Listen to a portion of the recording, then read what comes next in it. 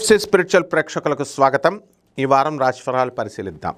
ఓం వసుదేవసుతం దేవం కంసచాణూరమర్ధనం దేవకీ పరమానందం కృష్ణం వందే జగద్గురుం.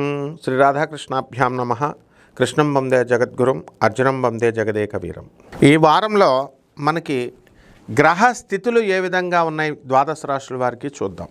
ముఖ్యంగా ఈ యొక్క కుజుడు వృషభ రాశిలో, ఆ కుజుడు వృషభ రాశి నుంచి 2 ఆగస్టు తర్వాత మిథున రాశిలోకి మారుతాడు. ఇది ఒకటే మార్పు, మిగతావన్నీ కూడా ఈ వారంలో అలాగే ఉంటాయన్నమాట. ఇక మరొకటి ఏంటంటే శుక్రుడు కూడా సింహరాశి నుంచి మనకి కన్యా రాశిలోకి వస్తాడు. మిగతావన్నీ సేమ్ యాజ్ ఇట్ ఈస్.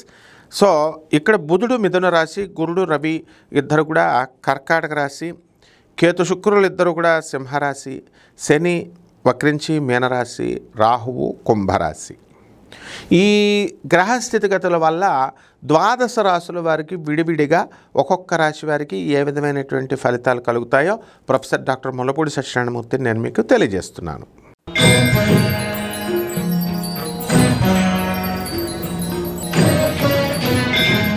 తులారాశి.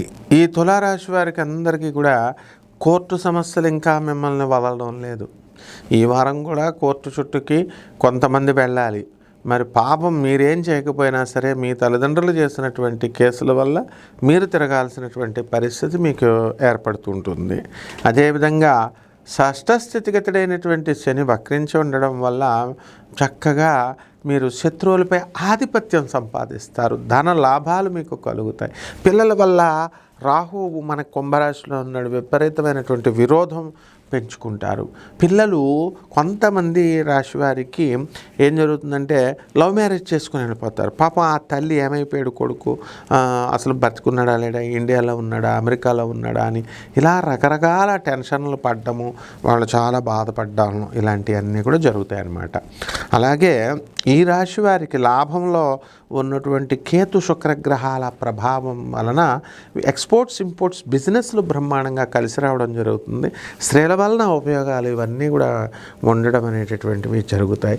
మీ పిల్లలు దూరపు ఊర్లకి హాస్టల్స్కి వెళ్ళి ఉండడం అనేటటువంటివి జరుగుతాయి. అదేవిధంగా కేంద్రంలో గురు రవులు ఉన్నారండి బాబు. దానివల్ల మీకు అనుకున్న పనులన్నీ కూడా అనుకోవడం జరిగిపోవడం, తర్వాత ఉద్యోగంలో ప్రమోషన్స్, ఉద్యోగంలో స్టాండర్డ్గా ఉండడము, మహాజ్ఞానులు అయిపోతారు మీరు రాత్రికి రాత్రి.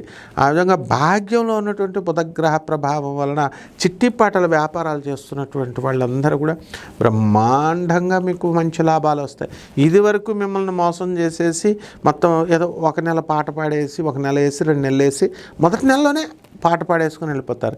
కానీ ఇప్పుడు ఆ పప్పులు ఉడకనివ్వరు. మీరు బుధుడు మిథున రాశిలోకి వచ్చేసాడు, మొత్తం అన్నీ వసూలు చేస్తారు. కాబట్టి ఈ తులారాశి వారందరూ కూడా మీరు ఒరిస్సాలోని జాజ్పూర్ క్షేత్రంలో వెలిసినటువంటి గిరిజా అమ్మవారి యొక్క దర్శనం చేసుకుంటే బ్రహ్మాండంగా మీ కష్టాలన్నీ పోతాయి. అది శక్తిపీఠాలలో 54 శక్తిపీఠాలలో పక్కనే వైతరిణి నది ప్రవహిస్తూ ఉంటుంది.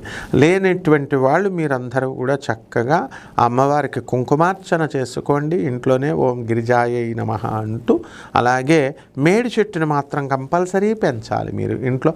తులసి చెట్టుతో పాటు చక్కగా తులసి అమ్మవారికి పూజ చేసినట్టుగా మేడి చెట్టుకు చేసుకుంటే బ్రహ్మాండంగా ఉంటుంది. శుభమస్తు.